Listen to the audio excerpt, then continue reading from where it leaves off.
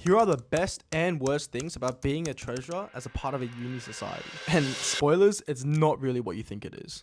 Now, the absolute best thing about being a treasurer, 100% has got to be the amount of cool ass relationships and crazy connections you make with people over the year. I mean, half of the entire extended WSMS cohort probably encountered me at some point. And it wasn't even just about the money, it was just about getting insight into some really cool activities and background events that were happening behind the scenes that I wouldn't even know of or begin to know of if I wasn't involved.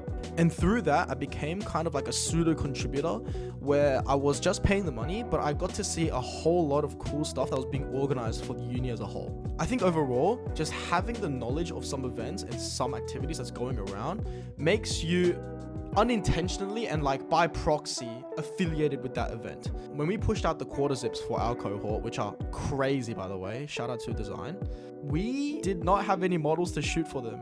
So I just put my hand up and I was like, listen, if you need a head to be put on top of those quarter zips, I'm your guy. Now, 100% the worst thing about treasurer is definitely the aspect of villainy that you have to have. This is definitely one of the most universal experiences that every treasurer encounters at least at some point. Like, oh man, the amount of people I had to inevitably turn down due to budgeting issues or like policy changes was insane. It was crazy. I mean, turning down people in general is a sucky feeling, but turning down people who are just trying to organize something cool for their special interest group is the worst. Like, imagine someone coming up to you and asking for like $200, and even if they were already over budget, it'd still be really, really, really hard to deny them that $200, especially if it was an event that did really well and went really popular.